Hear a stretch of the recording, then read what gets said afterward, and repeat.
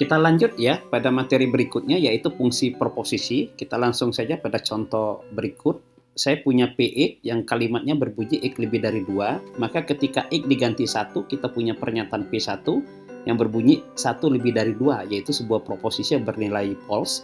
Sedangkan jika X diganti 3, kita peroleh P3, bunyinya adalah 3 lebih dari 2, yaitu sebuah proposisi yang bernilai true. Contoh kedua, QXY yang berbunyi X sama dengan Y ditambah 1. Ketika X-nya diganti dengan 2 dan Y diganti 1, saya peroleh 2 sama dengan 1 tambah 1 atau 2 sama dengan 2. Maka Q2,1 true.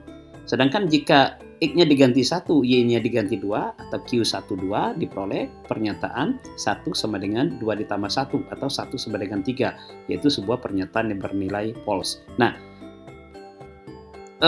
bentuk PEQXY ya, ini kita sebut dengan fungsi proposisi.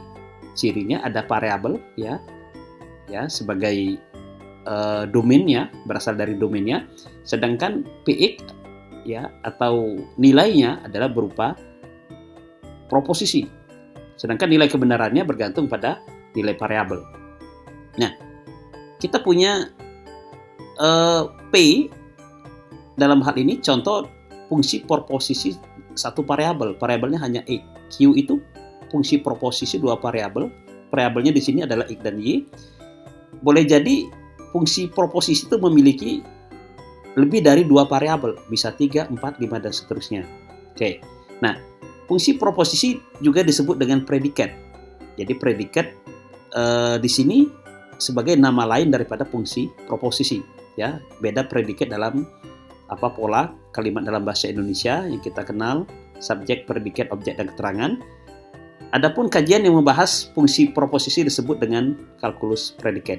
Nah, dalam fungsi proposisi, domainnya itu lebih luas, tidak harus berupa bilangan. Sebagai contoh, A, C, N yang berbunyi komputer C terhubungan jaringan N, itu domainnya adalah pasangan, pasangan C, N. Jadi pasangan komputer dan jaringan itu bentuk daripada anggota domainnya.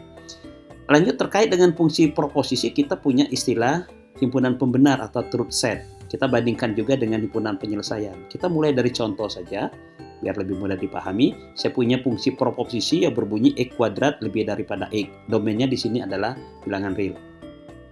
Kita ambil kasus, kalau X-nya diganti negatif 1 diperoleh kalimat negatif 1 kuadrat lebih daripada negatif 1. Ya, atau 1 lebih dari negatif 1 adalah sebuah proposisi yang bernilai true. Tetapi ketika kita ganti dengan 1, nilainya adalah pernyataannya adalah 1 kuadrat lebih dari 1 atau 1 lebih dari 1, yaitu sebuah proposisi bernilai false. Lagi, kalau kita X-nya diganti 2, kita peroleh 4 lebih dari 2, true.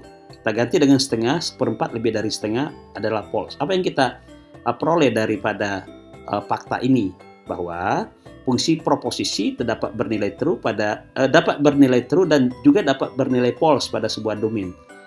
Secara umum kita bisa membedakan 3 kemungkinan ini, bisa true untuk semua anggota domain, bisa true hanya sebagian anggota domain, atau malah bisa false untuk semua anggota domain. Nah, kita kumpulkan yang true-true ini ya.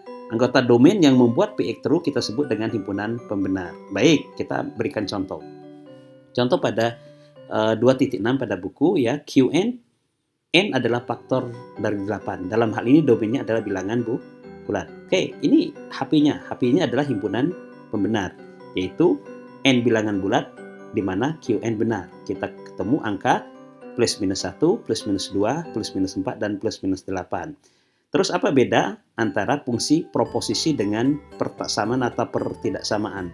Kita perhatikan contoh 2.5. Contoh 2.5 ini bisa juga dipandang sebagai sebuah pertidaksamaan. Sehingga kita katakan bahwa fungsi proposisi ini dia lebih umum, lebih luas daripada persamaan atau pertidaksamaan. Kalau persamaan, kita bisa katakan itu proposisi, sedangkan proposisi itu belum tentu persamaan. Contohnya 2.6. 2.6 ini adalah fungsi proposisi, tidak bisa dikatakan persamaan karena tidak ada tanda sama dengan, apalagi pertasamaan karena tidak ada tanda ketaksamaan. Oleh karena itu, maka istilah himpunan pembenar itu lebih luas daripada himpunan penyelesaian.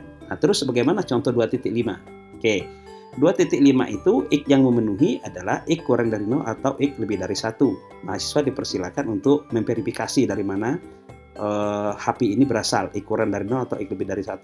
HPI di sini ya bisa bermakna sebagai himpunan pembenar kalau pernyataan ini kita pandang sebagai fungsi proposisi, tapi bisa juga sebagai himpunan penyelesaian kalau kita anggap ini sebagai pertidaksamaan. Nah, barangkali ini ya yang perlu disampaikan, dan mahasiswa untuk memperkuat pemahaman konsep daripada himpunan pembenar dan himpunan penyelesaian dipersilakan untuk mengerjakan latihan selingan 2.1 yang ada pada buku. Sekian, terima kasih.